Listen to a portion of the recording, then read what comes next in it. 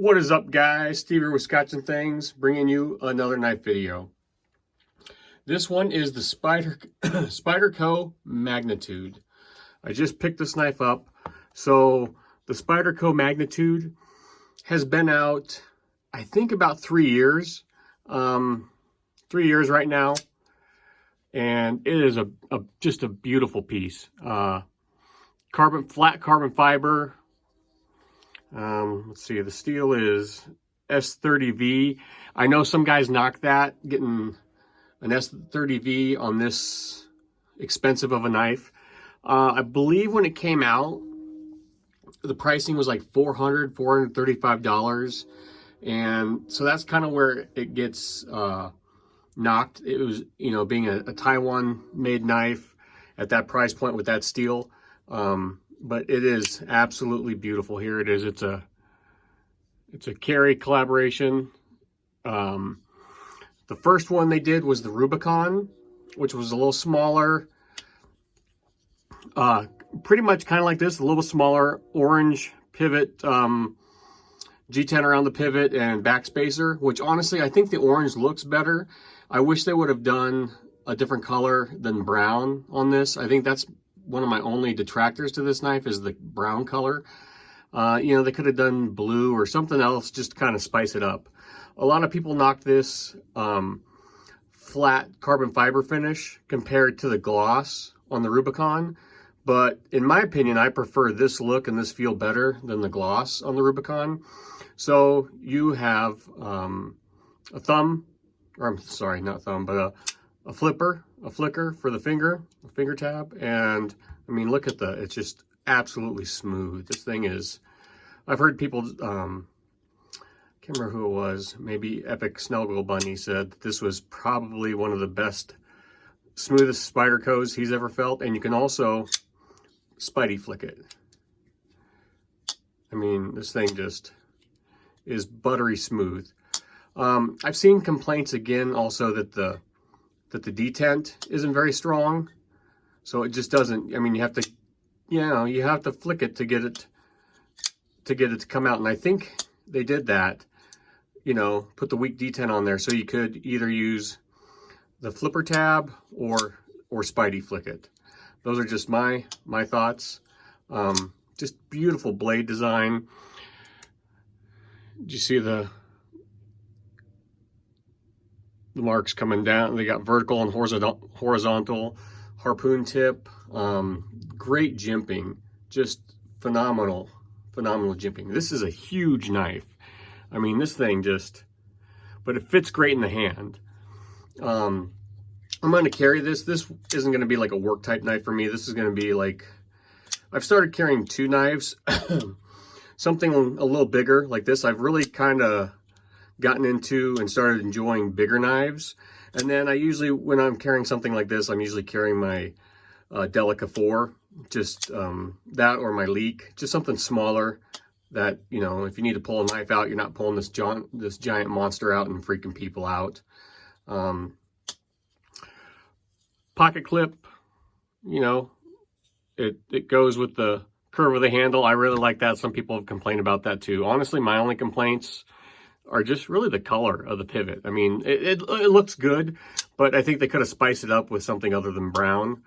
Now, why am I talking about this knife? You know, doing a video on a 3-year-old knife. Well, they've recently discontinued it. And like I said, I think the prices were around $400, $435 MSRP. I'm not sure what the retails were out the door, but now they're discontinuing it, and you can get this knife for $200 shipped. There you go. I mean, perfect blade centering. I mean, look how thick the back of that blade is. Again, I'm no knife expert. I'm just, you know, I carry a knife every day for work. I carry a knife every day just to EDC.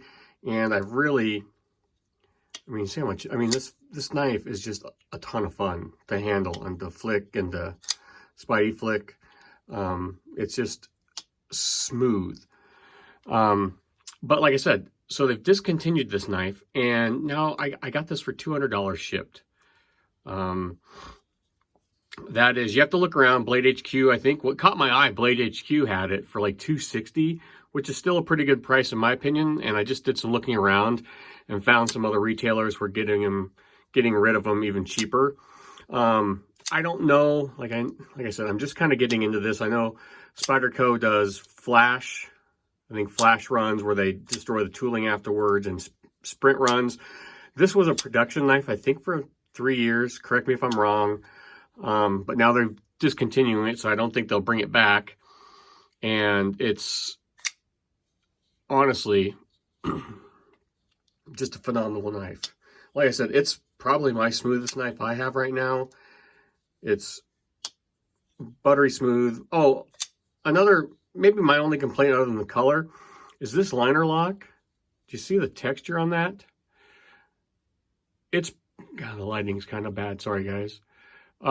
It's pretty aggressive texturing, and you got to get your thumb down in there to get it to move over, and it does kind of chew your thumb up a little bit.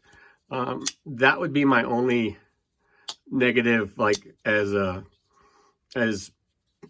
handling it or anything like that. Like the color, that's an aesthetic thing, that's a personal preference, but that texture, that jimping on that liner lock there, it's fairly aggressive, and it does chew your thumb up. I don't know if I've ever had a liner lock that's that far down. If you can see, I mean, it's perfectly lined up, and you got to really kind of get in there and push over to get it to close, or so you can allow the blade to drop. But so as a guy like me just getting into collecting knives and spending a little bit more money on knives, I think it's a value. Like some of these guys, you know, and it's cool. If there's a knife that you want when it first comes out, absolutely get it, because some of them, when they're gone, and you won't get them again unless on the secondary market, and then prices go up. But, oops, get the box. But on something like this, which was a production run for a while, and now they've discontinued it, it's, in my opinion, it's just a smoking deal. And I wasn't even looking to buy this knife. I was just looking actually I was looking at a Yojimbo, a Spyderco Yojimbo to pick up, and I saw this thing, and I've seen them for a while, and I honestly thought I wanted the Recon for a while. But that gloss coloring just didn't, you know, a lot of guys, like I said, they prefer that over this. But to me, this dry carbon fiber finish over the gloss looks better to me. It's just more appealing to me, and I'm buying these knives for me. So, but this is also much bigger than that. But it's, I mean, look how it fills the hand. Just a beautiful knife. And like I said, I'll carry this on occasion, but I'll always have a smaller knife with me. So, you know, if I need to whip this out, I'm not freaking people out, because it's a pretty large, you know, I don't have a ruler like some guys, but here's a Glock 19 mag, you know, it's almost as long as a Glock 19 mag. There you go. What kind of measuring reference is that for you guys? What else can I say? Not much. I mean, I truly enjoy it. I'm glad I saw it. You know, I don't care if it's not in production anymore, or that I'm glad. I would have never spent that much on it, I don't think, unless I would have been able to handle it first. But for $200 shipped, this is the smoothest knife I own right now, and it's an absolute keeper. It's heavy. It's a tank, man. This thing is a tank. G10 backspacer, if I didn't say that. I just think this pivot design is really cool. I gotta figure out my lighting down here. Sorry, guys. It makes the pivot look a lot bigger with that G10 going around it, when really it's just that tiny screw in there with this little piece of hardware there. You know, I don't mind you know, that's kind of a slow flick. I mean, if you give it the really, you know, you can get it to come out faster. Spidey flick. It seems like I can Spidey flick it out faster than I can flip it out faster. But, you know, that detent thing was a big issue with some guys. but for $200, guys, it is an epic, epic knife. Get them before they're gone, you know. And that's another thing, like, you know, as maybe a beginning knife collector or an entry-level knife collector like myself, I'd rather get, you know, instead of buying this for $400, you know, I'd rather take that $200 and buy this, and then I have $200 for something else I want. Not saying that I will never spend $400 on a knife, but to me, this was just a great value at $200.